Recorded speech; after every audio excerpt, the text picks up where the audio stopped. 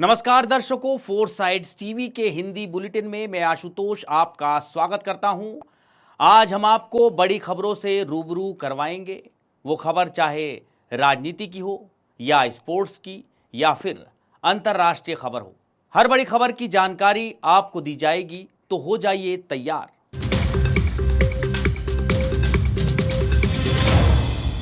कर्नाटक के मुस्लिम आरक्षण को लेकर सोमवार को संसद के दोनों सदनों में भारी हंगामा देखने को मिला। राज्यसभा की कार्यवाही शुरू होते ही ट्रेजरी बेंच के सदस्यों ने संविधान की रखवाली बंद करो के नारे लगाने शुरू कर दिए। आइए जानते हैं कि पूरा मामला क्या है।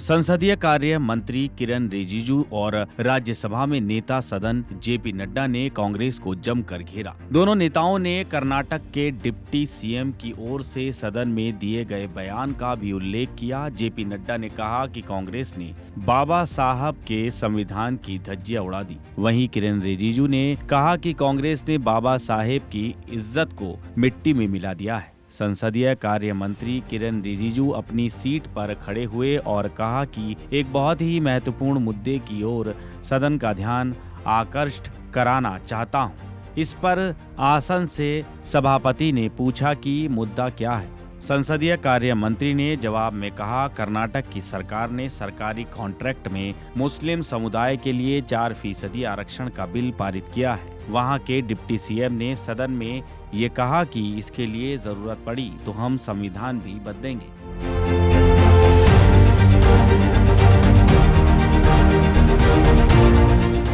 संसदीय कार्य मंत्री रिजिजू ने कहा कि इस तरह के बयान को हम हल्के में नहीं ले सकते। अगर किसी साधारण व्यक्ति ने ऐसा बयान दिया होता तो हम इसे समझ सकते थे और इसका जवाब बाहर दे सकते थे। उन्होंने कहा कि कांग्रेस पार्टी के अध्यक्ष यहाँ बैठे हैं, विपक्ष के नेता भी हैं, उनसे इस पर स्पष्ट जवाब और कांग्रेस का स्टैंड जानना चाहता हूँ। आसन से सभापति धनखड़ ने पूछा कि किस चीज में आरक्षण। संसदीय कार्य मंत्री रिजिजू ने कहा कि विपक्ष के नेता को इस सदन के माध्यम से पूरे देश को ये बताना चाहिए कि वो क्यों मुस्लिम आरक्षण के लिए संविधान बदलना चाहते हैं। नेता सदन जेपी नड्डा ने कहा कि जिस तरीके से कांग्रेस पार्टी संविधान की बहुत रक्षक बनती है, संविधान की जिस तरीके से धज्जियां उड़ाने का प्रयास किया है, उन्होंने कहा कि संविधान में बाबा साहेब ने बहुत स्पष्ट कहा है कि धर्म के आधार पर आरक्षण नहीं होगा। ये संविधान का स्वीकृत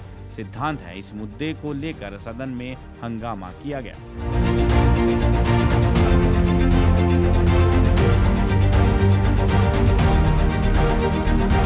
माननीय सभापति जी, बहुत दुख के साथ कहना पड़ता है कि जिस तरीके से कांग्रेस पार्टी बहुत संविधान की रक्षक बनती है, वो संविधान के बारे में जिस तरीके से उन्होंने उसकी धज्जियां उड़ाने का प्रयास किया है। संविधान में डॉक्टर बाबा साहब अंबेडकर ने स्पष्ट लिखा है और कहा है कि रिजर्वेशन धर्म के आधार पर नहीं होगा। Reservation will not be done on the basis of religion. This is an accepted principle of the constitution of India. लेकिन साउथ में कांग्रेस की सरकार में रिजर्वेशन कॉन्ट्रैक्ट में 4% का रिजर्वेशन का पारित किया जाता है। कॉन्ट्रैक्ट में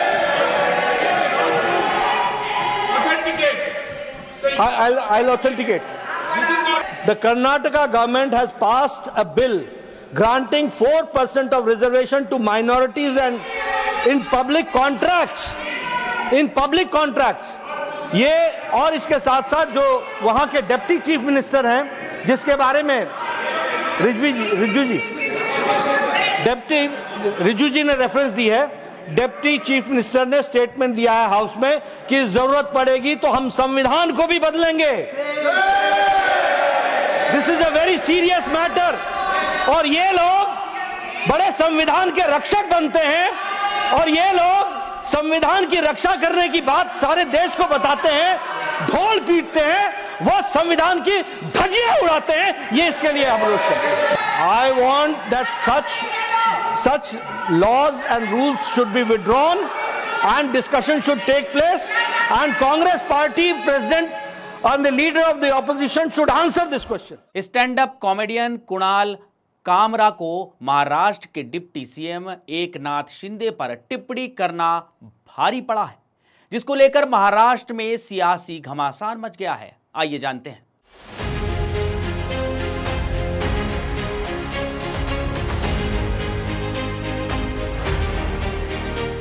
कुणाल का एक वीडियो सामने आया जिसमें उन्होंने महाराष्ट्र की राजनीति पर कमेंट किया, बिना नाम लिए एकनाथ शिंदे पर हमला किया। कुणाल के वीडियो ने महाराष्ट्र में सियासी घमासान मचा दिया है। उनका वीडियो वायरल होने के बाद से शिवसैनिक भड़क उठे हैं। उन्होंने कामरा के खार स्थित दफ्तर में तोड़फोड़ की।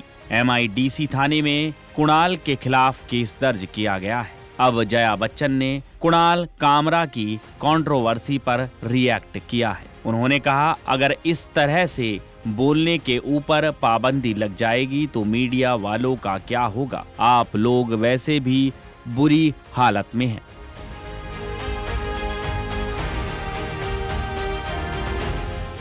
आप लोगों के ऊपर पूरी तरह से प्रतिबंध है। अभी आपको भी कहेंगे कि न्यूज बोलिए, कुछ और मत बोलिए। जया बच्चन का इंटरव्यू मत लीजिए। फ्रीडम ऑफ स्पीच कहाँ है? फ्रीडम ऑफ एक्शन तभी होता है जब मारामारी होती है। विपक्ष वालों को मारो, महिलाओं का बलात्कार करो, उनका मर्डर कर दो, और क्या बाकी है? एकनाथ शिंदे पर बोलते जया बच्चन ने कहा, आपकी जो रियल पार्टी थी, आप लोगों ने सत्ता के लिए उसे छोड़कर दूसरी पार्टी बना ली। वो बाला साहेब ठाकरे का अपमान नहीं था क्या?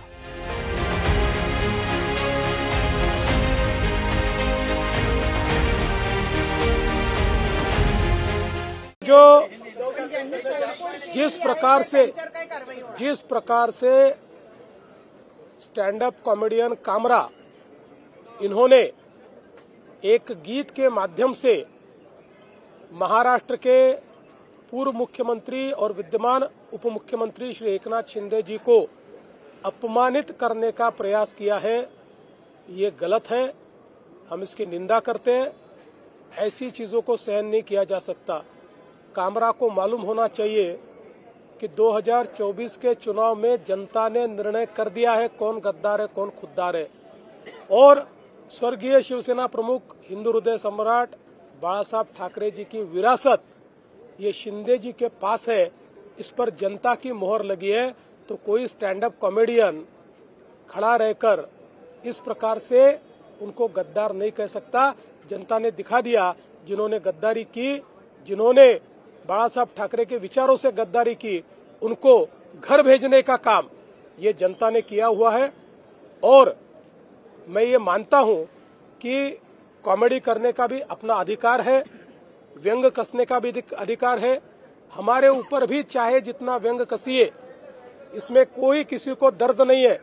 लेकिन अगर जानबूझकर अपमानित करने का और इस प्रकार से इतने बड़े नेताओं को बदनाम करने का काम अगर कोई करेगा तो मुझे ऐसा लगता है कि उसको सहन नहीं किया जाएगा। उस पर जो भी कानूनन कार्रवाई है वो कार्रवाई की जाएगी। बिल्कुल कुणाल कामरा इन्होंने माफी मांगनी चाहिए। वो जिस प्रकार से संविधान का फोटो दिखाकर ट्वीट कर रहे हैं, ये वही लाल संविधान है जो राहुल गांधी दिखाते हैं। ये राहुल गांधी का संविधान जो न राहुल गांधी ने पढ़ा है न कामरा ने पढ़ा है। ऐसे संविधान का फोटो निकालकर आपकी गलती को आप लेजिटिमेट नहीं कर सकते, क्योंकि इसी संविधान ने ये कहा है कि हर एक की स्वतंत्रता ये अक्षुण्ण है, लेकिन उस पर मर्यादा भी है। जब वो दूसरे की स्वतंत्रता पर आक्रमण करती है तो ऐसी स्वतंत्रता पर मर्यादाएं भी आती है। दूसरे की स्वतंत्रता पर, दूसरे के विचारों पर आप आक्रमण नहीं कर सकते। इसलिए राहुल गांधी का संविधान दिखाकर आप अपने कुकर्मों से नहीं बच सकते। मुख्यमंत्री देवेंद्र फडणवीस द्वारा दंगाइयों के खिलाफ सख्त कार्रवाई का संकेत देने के कुछ दिनों बाद नागपुर नगर निगम ने सोमवार को फहीम खान के अवैध रूप से निर्मित घर को ध्वस्त कर दिया है। देखिए इस पर हमारी एक खास रिपोर्ट।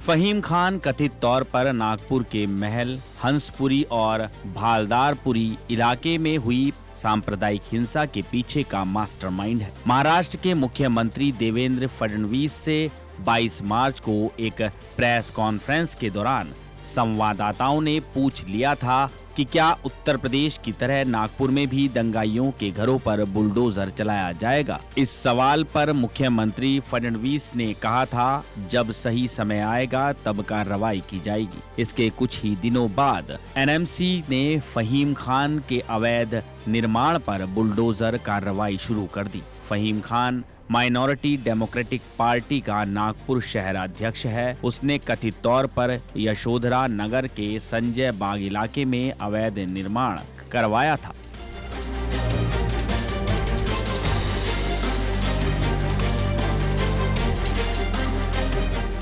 एनएमसी ने पहले महिरुन्निसा शमीम खान के नाम से एक नोटिस जारी किया था, जिसकी एक प्रति फहीम खान के घर पहुंच गई थी। इस नोटिस में फहीम खान और उसके परिजनों से कहा गया था कि एक सप्ताह के अंदर वो अपना अवैध निर्माण तोड़ ले, वरना नागपुर नगर निगम की ओर से बुलडोजर कार्रवाई की जाएगी।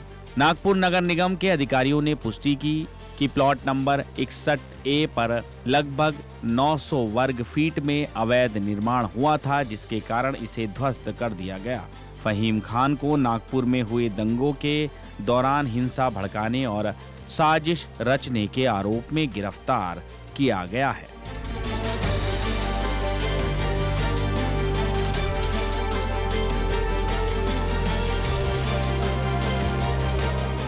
इंडिया गठबंधन के छात्र संगठनों के प्रदर्शन में कांग्रेस सांसद राहुल गांधी ने बीजेपी और आरएसएस पर हमला बोला।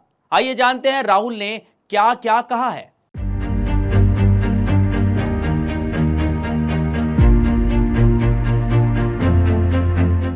नई शिक्षा नीति के खिलाफ जंतर मंतर पर इंडिया गठबंधन के छात्र संगठनों का प्रदर्शन था। इस प्रदर्शन में राहुल गांधी अचानक पहुंच गए। इस दौरान उन्होंने कहा कि आरएसएस सारे तंत्र को खत्म कर रहा है। राहुल ने कहा कि अगर एजुकेशन सिस्टम उनके हाथ लग गया तो ये देश बर्बाद हो जाएगा।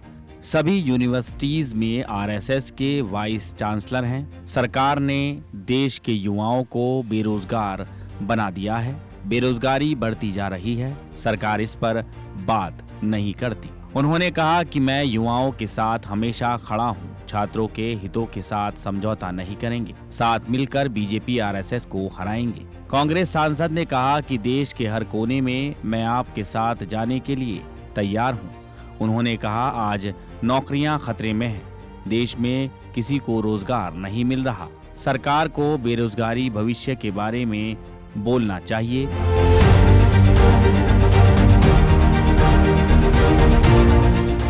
इस प्रदर्शन में NSUI, AISA, SFI, AISF, MSF, CRJD और समाजवादी छात्र सभा समेत लेफ्ट छात्र संगठन भी शामिल हैं। छात्र संगठनों का कहना है कि सरकार की नीतियों से शिक्षा महंगी हुई है। गरीब बच्चों की पहुंच से अच्छी शिक्षा दूर होती जा रही है। छात्रों का आरोप है कि शिक्षा का निजीकरण और केंद्रीयकरण किया जा रहा है। गरीब विरोधी नीतियों का असर मध्यम वर्ग के छात्रों की शिक्षा पर पड़ रहा है। छात्र संगठनों ने धांधली और पेपर लीक जैसी समस्याओं के खिलाफ छात्र संगठनों ने राष्ट्रीय परीक्षा एजेंसी की कार्य प्रणाली पर भी सवाल उठाए हैं। छात्र संगठनों ने विश्वविद्यालय में चुनावों की बहाली, प्रशासन में पारदर्शिता और आरक्षण से जुड़े मुद्दों को भी उठाया है।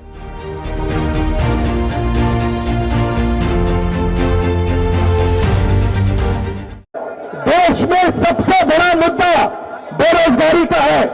कुछ दिन पहले प्रधानमंत्री ने कुंभ मेला पर भाषण किया और मैं वहां बोलना चाहता था कि कुंभ मेले के बारे में बोलना बहुत अच्छा है, मगर आपको भविष्य की भी बात करनी चाहिए, बेरोजगारी के खिलाफ बात करनी चाहिए। और आपकी सरकार ने जो देश के युवाओं को बेरोजगार बनाया है, उसके बारे में भी आपको बोलना चाहिए। मगर प्रधानमंत्री बेरोजगारी के बारे में, महंगाई के बारे में, शिक्षा के सिस्टम के बारे में एक शब्द नहीं बोलते हैं, क्योंकि प्रधानमंत्री का मॉडल जो है बीजेपी आरएसएस का मॉडल है, अंबानी अदानी को देश का धन दिलाना और आरएसएस को देश की सारी इंस्टीट्यूशन संस्थाएं पकड़वाना। इसके लिए हम सब एक है और मिलके हम लड़ेंगे। बात करेंगे अरविंद केजरीवाल की। आम आदमी पार्टी के मुखिया अरविंद केजरीवाल ने रविवार को भाजपा पर स्वतंत्रता सेनानी भगत सिंह और समाज सुधारक भीमराव अंबेडकर की विरासत का अनादर करने का आरोप लगाया है।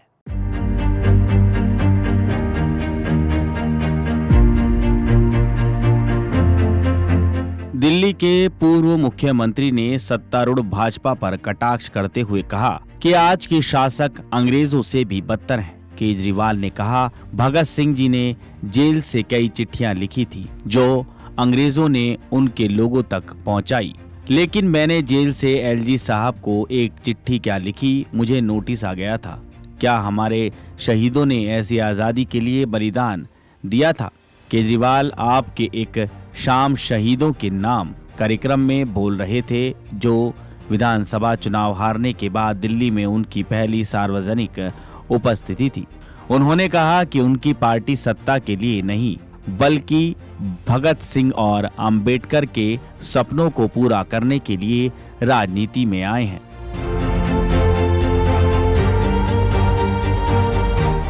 आपके वरिष्ठ नेता गोपाल राय ने दिल्ली में अपनी पार्टी की हालिया चुनावी हार की तुलना महाभारत के चक्रव्यूह में अभिमन्यु के फंसने और धोखा देने से की। उन्होंने जोर देकर कहा कि जिस तरह अभिमन्यु ने बहादुरी से लड़ाई लड़ी, आप भी अधिक ताकत के साथ फिर से उभरेगी। ये कार्यक्रम आप मुख्यालय में स्वतंत्रता सेनानी भगत सिंह, राजगुरु और सुखदेव को शहीदी दिवस के उपलक्ष्य में श्रद्धांजलि देने के लिए आयोजित किया गया था। इस कार्यक्रम में मनीष सिसोदिया, संजय सिंह, दिल्ली विधानसभा में विपक्ष की नेता आतिशी, पार्टी की दिल्ली इकाई के प्रमुख सौरभ भारद्वाज, गोपाल राय, विधायक, पार्षद और अन्य पार्टी कार्यकर्ताओं समेत आपके वरिष्ठ नेता शामिल हुए।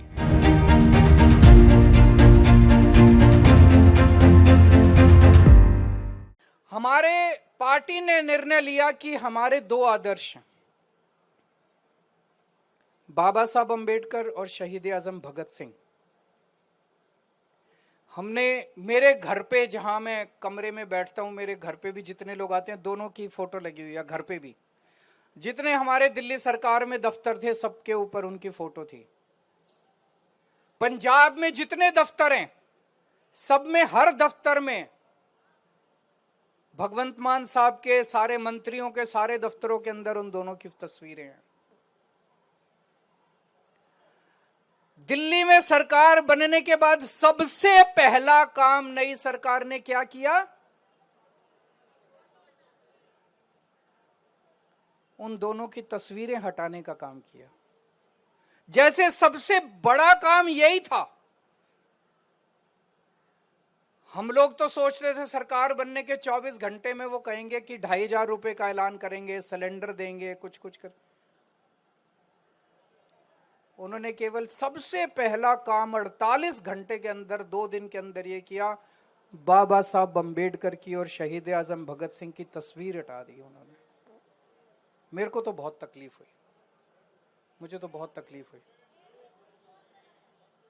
उनकी जगह उन्होंने अपने नेताओं की तस्वीर लगा दी। मैं आपसे पूछना चाहता हूं कि क्या शहीद आजम भगत सिंह और बाबा साहब अंबेडकर से बड़ा इस देश के अंदर कोई बलिदानी हो सकता है, बलिदान देने वाला हो सकता है? जिन्होंने देश की आजादी के लिए इतनी बड़ी कुर्बानियां दी, इतने संघर्ष दिए, उनको हम इस तरह से भूल जाएंगे, उनकी तस्वीरें हटा देंगे? जब हम लोगों ने ये तस्वीरें लगाई थी, जब ऐलान किया था, निर्णय लिया गया था आज से कुछ साल पहले, तो कांग्रेस पार्टी ने और उनके समर्थकों ने हमारी बड़ी निंदा की थी। उन्होंने कहा था इन्होंने गांधी जी की तस्वीर नहीं लगाई, गांधी जी का अपमान किया, गांधी जी की तस्वीर नहीं लगाई। लेकिन जब बीजेपी वालों ने इन दोनों की तस्वीरें हटाई तो कांग्रेस कुछ नहीं बोली। मुझे बड़ी तकलीफ हुई। तो उनको ना तो गांधी जी से प्यार है ना इनसे प्यार है। ये तो घालमेल चल रहा है इन दोनों के बीच में, है कि नहीं है? इनको किसी से प्यार नहीं है।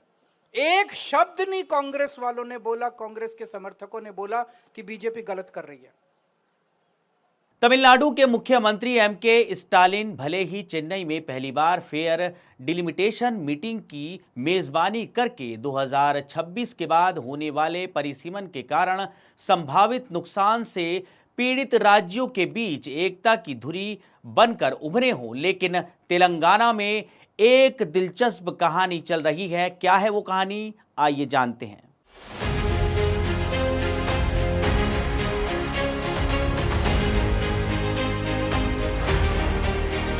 फेयर डिलिमिटेशन मीटिंग में राज्य में सत्तारूढ़ पार्टी कांग्रेस और मुख्य विपक्षी दल बीआरएस दोनों के प्रतिनिधि मौजूद थे। रेवंत रेड्डी और केटी रामाराव जो लगभग हर रोज हैदराबाद में एक दूसरे का गला पकड़ते हैं, चेन्नई में एक ही राग आलापते नजर आए। दोनों ने परिसीमन के खिलाफ तर्क दिया क्योंकि उन्हें लगा कि इससे भारत के सबसे युवा राज्य और दक्षिण भारत को नुकसान होगा। तेलंगाना में राजनीतिक स्पेक्ट्रम की तीसरी धुरी बीजेपी ने दोनों पार्टियों को दो ऐसे दलों के रूप में ब्रांड किया है जो विधायकों की अदला बदली, भ्रष्टाचार, घोटाले के जरिए जनता को लूटने और वंशवादी शासन को प्राथमिकता देने में एक है।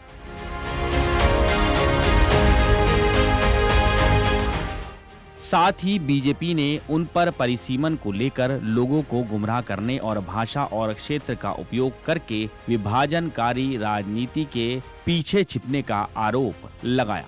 लेकिन भाजपा के राजनीतिक व्यंग से परे क्या कांग्रेस और बीआरएस के पास कोई जायज शिकायत है या फिर वो सिर्फ विक्टिम कार्ड खेल रही है? राजनीतिक वर्ग के बीच डर ये है कि अपनी आबादी को बेहतर तरीके से कंट्रोल करने के बाद दक्षिण राज्यों का उत्तर भारत की तुलना में प्रतिशत के लिहाज से कम प्रतिनिधित्व होगा, जिससे ये क्षेत्र चुनावी प्रणाली में राजनीतिक रूप से अप्रभावी हो जाएगा। यह आशंका है कि इससे आर्थिक लाभ कम होगा, जबकि राष्ट्रीय खजाने में दक्षिणी राज्यों का योगदान उत्तर के मुकाबले ज्यादा है।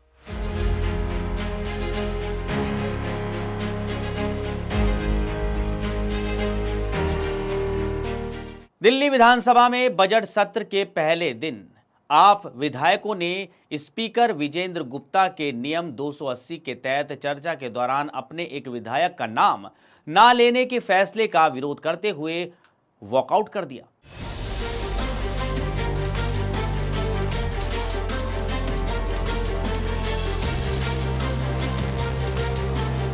नियम 280 के तहत विधायकों को अपने निर्वाचन क्षेत्र से संबंधित मुद्दे उठाने की अनुमति है। हालांकि जब स्पीकर ने आप विधायक को नजरअंदाज किया तो विपक्ष की नेता आतिशी के नेतृत्व में पार्टी के अन्य विधायकों ने विधानसभा से बाहर निकलने से पहले विरोध में आवाज उठाई। आप विधायकों की कार्रवाई को रणनीतिक व्यवधान करार देते हुए स्पीकर ने विपक्षी सदस्यों को कार्रवाई करने के लिए मजबूर न करने की चेतावनी दी। उन्होंने ये भी कहा कि कुछ समय में सीएजी रिपोर्ट पेश की जाने वाली है। मुझे लगता है कि विपक्ष को ये पसंद नहीं है। बता दें कि भाजपा के नेतृत्व वाली सरकार दिल्ली परिवहन निगम पर नियंत्रक और महालेखा परीक्षा की रिपोर्ट पेश करने वाली है। मुख्यमंत्री रेखा गुप्ता, जिनके पास वित्त मंत्रालय भी है, मंगलवार को 26 साल से ज्यादा समय में भाजपा सरकार का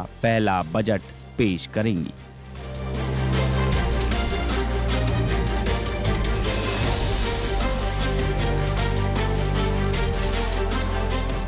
महेंद्र सिंह धोनी 43 साल की उम्र में भी विकेट के पीछे इतने चौकन्ने हैं कि बल्लेबाज को संभलने तक का मौका नहीं देते। ऐसा हम क्यों कह रहे हैं, आइए जानते हैं।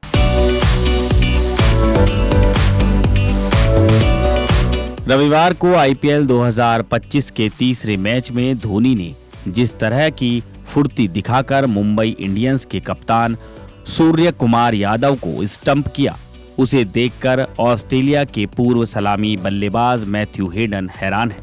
स्टार स्पोर्ट्स की माने तो धोनी ने स्टंपिंग को महज 0.12 सेकंड में अंजाम दिया।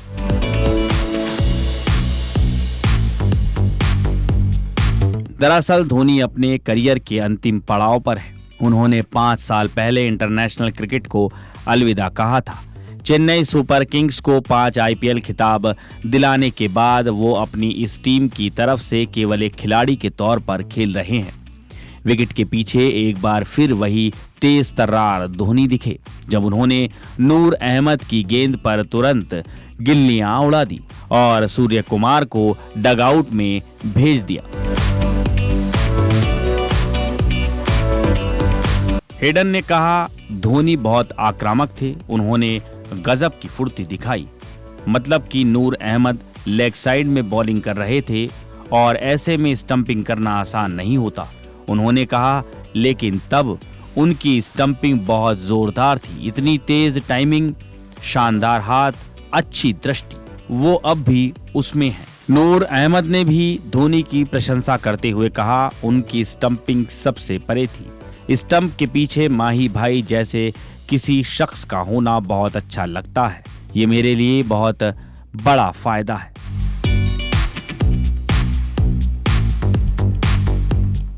दर्शकों, हिंदी के विशेष बुलेटिन में इतना ही। देखते रहिए 4 साइड्स टीवी।